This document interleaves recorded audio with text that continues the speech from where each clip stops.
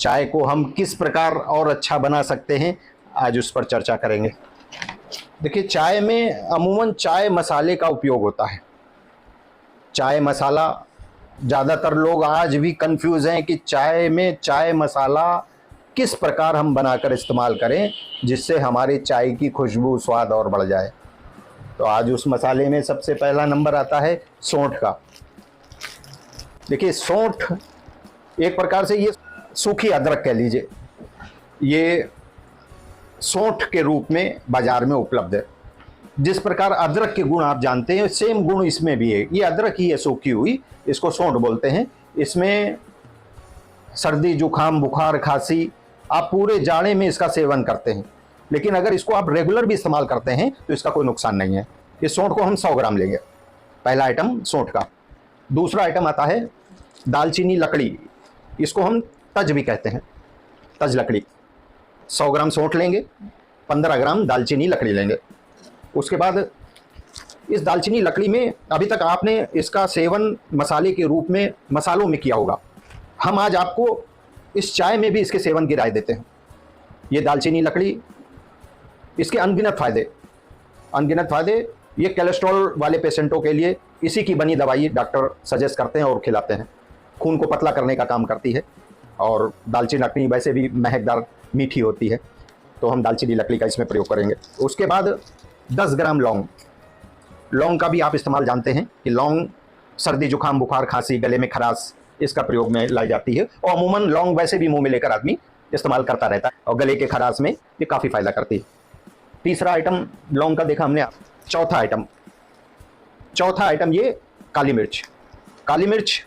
ये भी हर तरह के गले की समस्या, आपके फेफड़ों की समस्या, खांसी आ रही हो किसी को, गले में खराश हो, उसमें काली मिर्च का इस्तेमाल होता है। तो चौथा आइटम ये काली मिर्च। पांचवा आइटम पीपल, बड़ी पीपल इसको बोलते हैं। ये भी गरम मसाले में अक्सर आपने नाम सुना होगा और गरम मसाले में इसका प्रयोग किया जाता है। ये भी किसी के बलगम हो, जुकाम लगी हो, गले में खराश हो, इस प्रकार की दिक्कतों में इसका सेवन किया जाता है। तो इन 5 आइटमों को समझ गए होंगे। ये अदरक है, दालचीनी लकड़ी, लौंग, काली मिर्च और पीपल। 2 2 4 और 1 5 आइटम। छठा आइटम आता है छोटी इलायची 5 ग्राम। अब आप इसकी डिटेल मात्रा को समझिएगा। 100 ग्राम हमको सौंठ लेनी है, 15 ग्राम दालचीनी लकड़ी, 10 ग्राम लौंग, 10 ग्राम काली मिर्च, 10 ग्राम बड़ी पीपल, 5 ग्राम छोटी इलायची। ये आप एक बार में मिक्स करके आप अपनी मिक्सी में आराम से पीस सकते हैं। इसका पाउडर बनाकर आप जब भी चाय बनाएं, 1 कप चाय में 1 चुटकी पाउडर। फिर आप देखिए चाय आपकी कितनी महकती है। आप जो टेस्ट चाय में ढूंढ रहे हैं वो टेस्ट आपको इसमें मिलेगा। और अगर आपने अपने मेहमान नवाजी में मेहमानों को इसको पिला दिया, अपने मिलने वालों को पिला दिया, तो वो आपसे इसी नुस्खे की डिमांड करने लगेंगे कि आप ऐसा कौन सा प्रोडक्ट इस्तेमाल कर रहे हैं, इसमें डाल रहे हैं, तो हमको भी दीजिए। तो आप इसको सेल के रूप में भी इसका प्रयोग कर सकते हैं। इसकी कॉस्ट खड़े मसाले की अगर हम जोड़ते हैं, आप अलग अलग मात्रा से बाजार से लाइए तो 700 रुपए किलो का ये खड़ा आइटम हमारा तैयार होता है। इसको आप आराम से 1500 रुपए किलो, 15 रुपए का 10 ग्राम का पाउच बनाकर एक पाउच आप अपने आराम से मिलने वालों को, दुकानदारों को इस प्रकार देकर आप कमाई भी कर सकते हैं। आपकी चाय भी बढ़िया बनेगी, आपका इसमें एक व्यापार का रास्ता भी मिलता है। अब इसके बाद एक चाय तो हमारी बढ़िया बन गई, लेकिन अगर हम इस चाय को आयुर्वेदिक कर लें तो और बढ़िया हो जाएगी। इतना काफ़ी है। लेकिन कई बार ऐसा होता है कि किसी व्यक्ति को घर में सर्दी, जुकाम, बुखार एक्स्ट्रा हुई है, वायरल तो चलते रहते हैं, लेकिन उस दिक्कत में अगर हम तुलसी पत्ती का और इस्तेमाल कर लें, अगर आपके आसपास या घर में ही लगी हुई है, तो आप 1 कप में 4 पत्ती तुलसी की तोड़कर डाल दीजिए। देखिए उसका फ्लेवर कितना बढ़िया होता है।